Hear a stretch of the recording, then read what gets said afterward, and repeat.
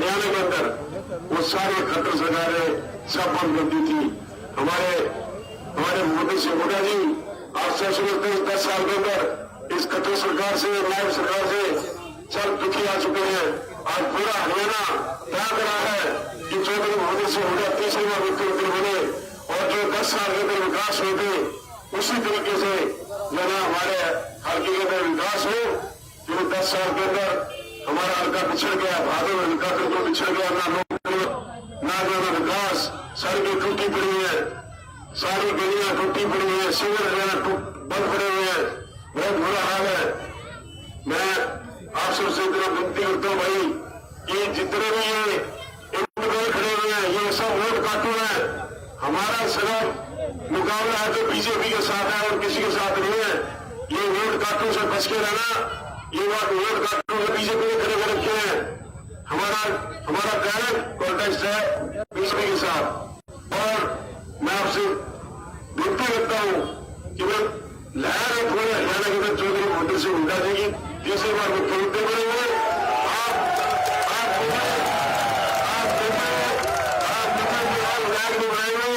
आप चौधरी भूपेंद्र सिंह हुड्डा जी को बनाएंगे और वोट देंगे, ये मुख्यमंत्री बनेंगे। तो आप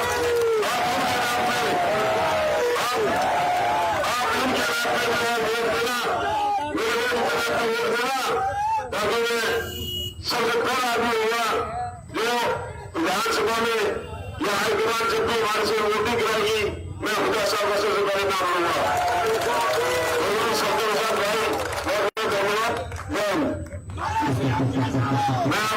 मैं चौधरी भूपेंद्र सिंह हुड्डा जी को निवेदन करता हूँ कि आपके सामने विचार रखे।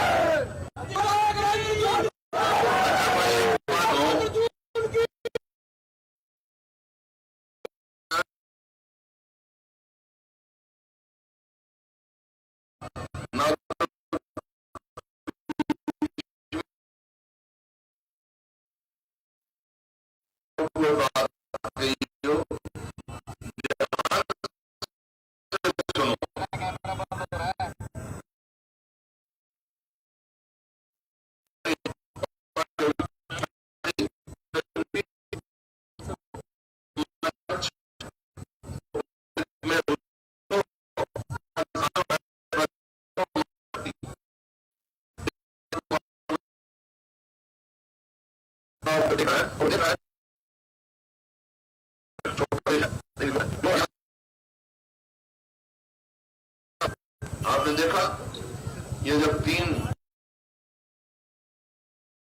हरियाणा की भूमि पर 1 साल तक धरने चले, एजिटेशन चला, पंजाब से भी आए और सरकार को मजबूर किया कि वो कानून वापस लेने पड़े। हरियाणा की ये चीज है, हरियाणा की ताकत ये है।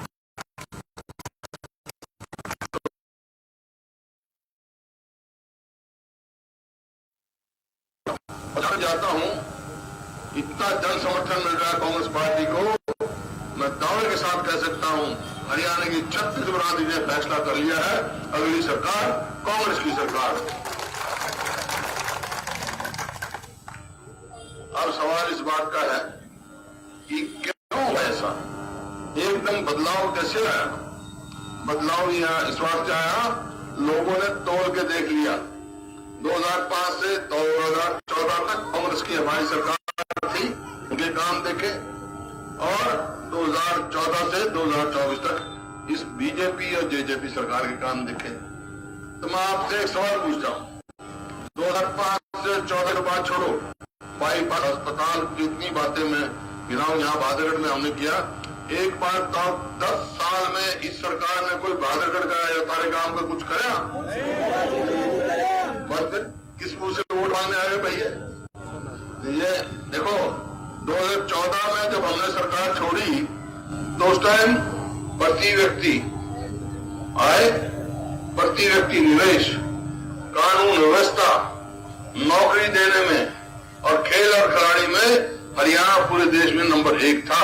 पॉपुलेशन बेशक 2% हो हमारी। ये मेरे आंकड़े नहीं है, प्लानिंग कमीशन के आंकड़े। और आज 2014 से 2024 के बीच में नंबर 1 हरियाणा किस चीज में हो गया भाई? बेरोजगारी में, महंगाई में, अपराध बहुत तेजी से बढ़ रहा है। यहाँ तक कि सोशल प्रोग्रेसिव इंडेक्स है जो गवर्नमेंट ऑफ इंडिया का, उसने हरियाणा को असुरक्षित डिक्लेयर कर रखा है। कोई सुरक्षित नहीं है यहाँ पर हरियाणा में। खेल खिलाड़ियों के आपने देखा, हमारी पहलवान बेटी जिन्होंने दुनिया में नाम कमाया, उनको अब तक न्याय नहीं मिला। तो किसका किया? हाँ, ये कह रहे कि किसान की हम आमदनी 2022 तक डबल कर देंगे। आमदनी तो डबल नहीं कर पाए, लागत कई गुना करती। याद करो 2014 में डीजल का क्या भाव था, खाद का क्या था, कीटनाशक दवाई का क्या भाव था। हरियाणा में देश में सबसे सस्ता डीजल था, याद होगा आपके। अब सबसे महंगा है। तो ये आपके सामने है। तो ये सरकार बिल्कुल विफल सरकार है। अब सवाल इस बात का आता है कि आप ये तो कहोगे, ये बात तुम सब मानते हैं कि इस सरकार ने हरियाणा का भट्ठा बिठा दिया ना, बिछाड़ दिया। लेकिन अब जाओगे जब वोट मांगने, तो लोग आपसे पूछेंगे भाई कांग्रेस आ गई तो कांग्रेस क्या करेगी। देखो, मैं घोषणा पत्र तुम्हारा पूरा बात जाएगा, लेकिन ये 5-7 बात बताता हूं जो कांग्रेस करेगी। कांग्रेस की सरकार आएगी तो बुजुर्गों की पेंशन 6,000 रुपए करेंगे, महिलाओं को 2-2 हजार रुपए महीने का देंगे, हमारी महिला नहीं। और भाई 300 यूनिट बिजली भी देंगे, ठीक है ना। और सिलेंडर 500 का देंगे। और किसान को हरियाणा में एमएसपी की लीगल गारंटी देंगे। और राहुल गांधी के नेतृत्व में मजबूत विपक्ष है, वहां दिल्ली में भी मजबूर करेंगे हम इस सरकार को कि भाई जो एमएसपी का जो है स्वामीनाथन C2 फॉर्मूले पे दें, हरियाणा में लागू कर देंगे। बाकी रही बैकवर्ड क्लास की, भाई बैकवर्ड क्लास का हमारा क्रीमी लेयर 8 लाख था, इन्होंने घटा के 6 लाख कर दिया। एक बात बताओ, 6 लाख कर दिया तो जो 10 साल में जो वंचित रह गए, जिनको नौकरी नहीं मिली, उनका कौन हटाना देगा। अब इन्हें चुनाव से पहले 8 लाख कर दिया, हमारी सरकार आएगी तो हम 10 लाख करेंगे। और गरीब आदमी का 25 लाख तक हम इलाज मुफ्त करेंगे। हमारी सरकार ने 100 गज के 4 लाख प्लॉट दिए थे और 3 लाख अंकित कर दिए थे। इन्होंने आते स्कीम बंद कर दी। तो कांग्रेस की सरकार आएगी तो फिर वो स्कीम शुरू करेगी। अब के 100 गज के प्लॉट के साथ 2-2 कमरे का मकान भी बना के देंगे, हर वर्ग के लिए हम करेंगे आपके सामने। और भाई रहेगी नौकरियों की बात, इन्होंने तो पक्की नौकरी दी नहीं।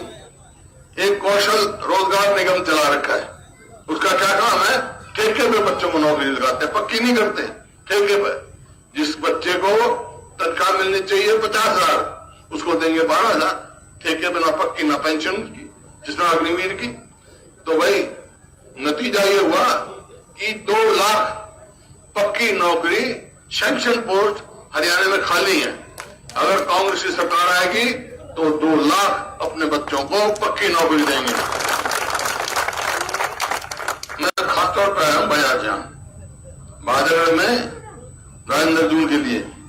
बहुत ईमानदार आदमी है, सच्चा सुच्चा आदमी है, और वो मेरे साथ मजबूती से खड़ा है, कोई इसको हिला नहीं सकता। तो एक काम मैं कहना आया हूं आपसे, मैं पूछता हूं, बोलो किसकी सरकार चाहिए आपको? कांग्रेस की सरकार चाहिए। कांग्रेस की सरकार कौन बनाओगा? विधायक बनाएंगे। विधायक कौन बनाएगा? तुम बनाओगे। तो भाई एक काम मेरे कहने से कर लो, दूसरा काम मैं आपके कहने से कर दूंगा। क्या? मेरे कहने से करो, राजेंद्र जून को ज्यादा से ज्यादा वोटों से जिताने और दूसरा काम मैं क्या करूंगा, मैं थारी सरकार बना दूंगा, ठीक है ना। लेकिन एक बात देखियो, वोट देते वक्त ध्यान रखना भी वोट खराब नहीं करनी। सीधा मुकाबला बीजेपी और कांग्रेस में है। बीजेपी कांग्रेस में दूसरे को किसी को वोट देके अपनी वोट खराब मत करना भाई। और नहीं करोगे ना, कांग्रेस को वोट दो और राजेंद्र जून को एक एक जो वोट पड़ेगी वो भूपिंदर हुड्डा को पड़ेगी, पड़ेगी।